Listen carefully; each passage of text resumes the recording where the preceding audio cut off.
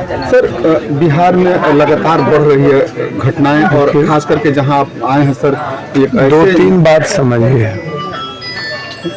घटना तो लगातार 10-20 साल से मैं, आप पहले भी आपके यहाँ कई मर्डर में, कई घटनाओं में हम आए। गंभीर चिंता इस विषय का है कि अपराधियों को, माफियाओं को संरक्षण मिल कहाँ से रहा है, उसके पीछे कारण क्या है, ये सबसे इम्पोर्टेंट है। समाज भी कम दोषी नहीं है, समाज ऐसे लोगों को ही प्रोटेक्ट करती है। जितना बड़ा अपराधी माफिया, उतना बड़ा उस जात का संरक्षण प्राप्त हो जाता है। आजकल अपराधी माफियाओं की ही तो सामाजिक, राजनीतिक, मेयर कौन बनेंगे, नगर निगम कौन चलाएगा, नगर पालिका कौन चलाएगा, या एमएलए कौन बनेंगे। आप पहले ये देखिए ना कि ऐसे लोगों का मनोबल बढ़ते क्यों जा रहा है। एक तो सरकार और समाज का, दोनों का डर नहीं रहा। मर्डर किस जात का हुआ, मर्डर किस जात के लोगों ने किया, पहले तो लोग यही पूछते हैं। बलात्कार किसका हुआ, बलात्कार किस धर्म के लोगों ने किया, सबसे पहले फोन पर यही पूछा जाता है। बेटी का भी जात, मर्डर का भी जात। जिस जात के लोगों की हत्या होती है वो 1 घंटे के लिए उबाल आता है, और जिसके जात के अपराधी इसमें इन्वॉल्व होते हैं वो थोड़ा चुप हो जाता है, और वो आने वाले समय में पॉलिटिशियन के हीरो हो जाते हैं। पॉलिटिकल पार्टी और पॉलिटिशियन को लगता है कि वोट अब सोसाइटी नहीं देती है। वोट देने का मापदंड या तो कोई पैसा वाला, या कोई ताकतवर आदमी, या कोई माफिया अपराधी। आम आदमी के बारे में अवधारणा बन गई है राजनीतिक पार्टियों की कि ये लोग 500-1000 रुपये पर वोट देने वाली एक जानवर जमात है। और दूसरी चीज, सबको पता है कि इन लोगों के वोट की कोई वैल्यू नहीं है, क्योंकि वोट कोई ना कोई समाज के 5-10 टाइप के, इसी पंचायत में 10 ठो दलाल भी होंगे। पप्पू यादव फैमिली में जो हम लोग के जो फैमिली, बड़ा फैमिली होता है, उसी का कोई परिवार का लोग एक दलाल हो जाता है। तो पंचायत को दलाल चलाता है, ब्लॉक को दलाल चलाता है, और वो दलाल जिसके पास स्कॉर्पियो फॉर्च्यूनर होगा वही किसी पॉलिटिकल पार्टी का नेता हो जाता है। तो सिस्टम समाज ने कोलैप्स किया है।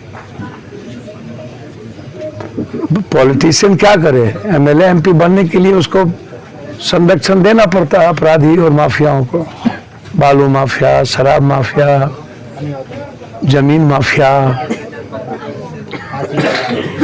ड्रग्स माफिया, कोरेक्स माफिया,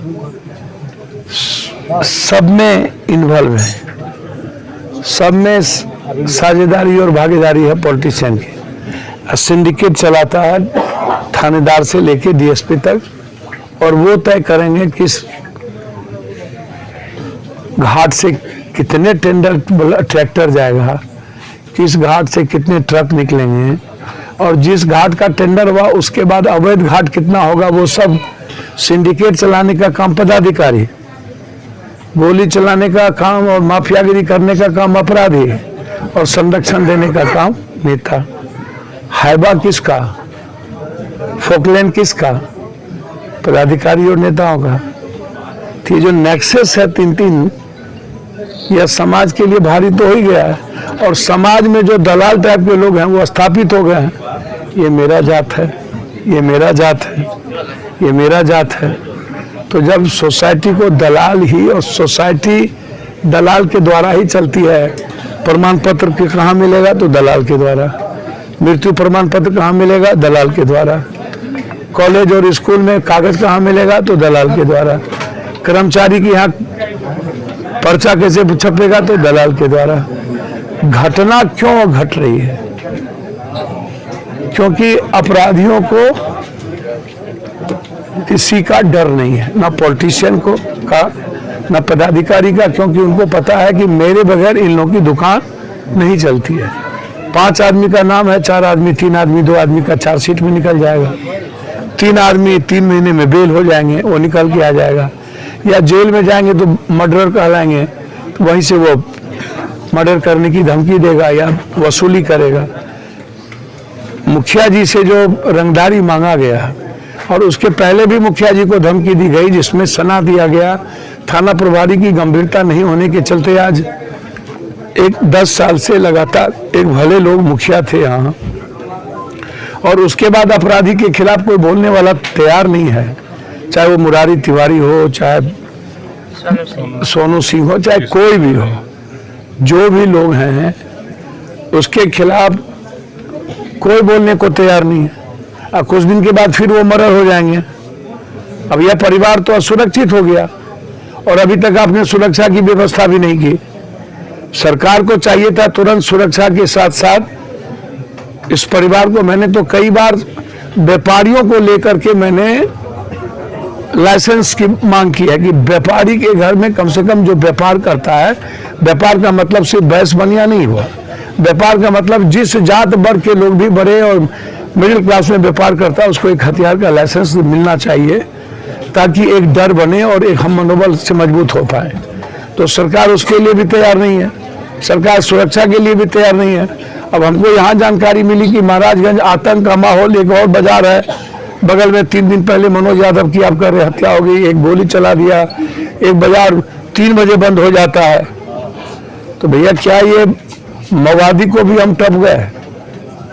हमारा जो इलाका, हमारी जो सोसाइटी है, समाज है, क्या ऐसे लोगों का विरोध नहीं कर पाती है? यदि हम विरोध करने की हिम्मत दिखाएं तो दुनिया बदल सकता है। तो हम अभी डीआईजी साहब से बातचीत किए हैं,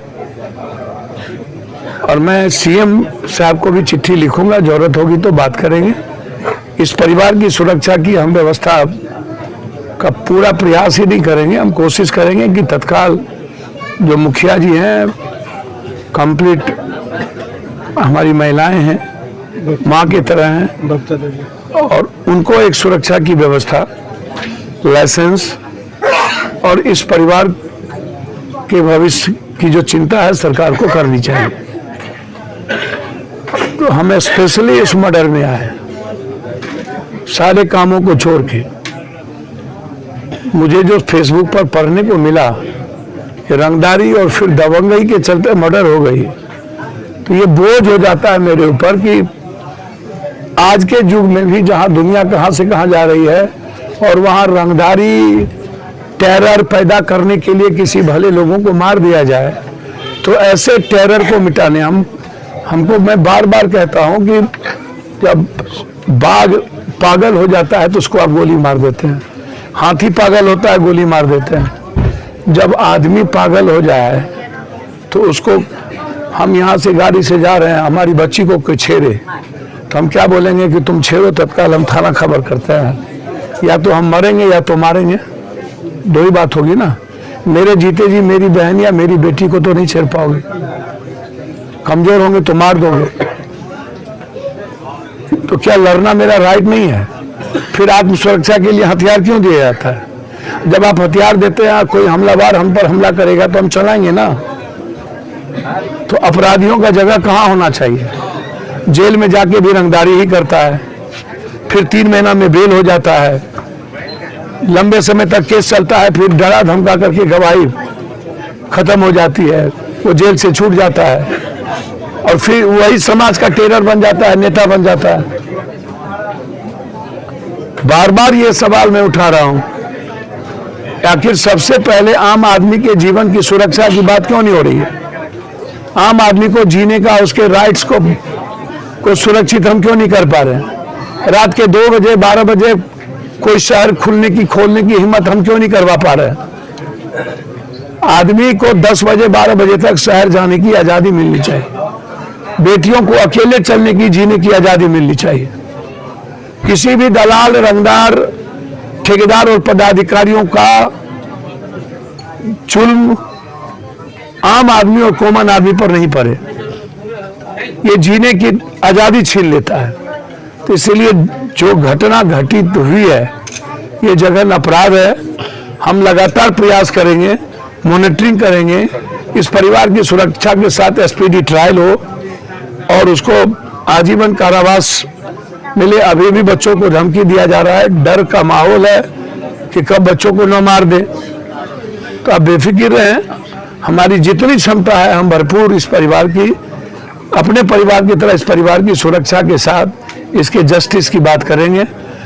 मेरे आने के बाद अपराधियों को बचना ये मुश्किल है, उसको दुनिया का भगवान भी नहीं बचा सकता। आप बेफिक्र रहिए, इसलिए आप चिंता ना करिए।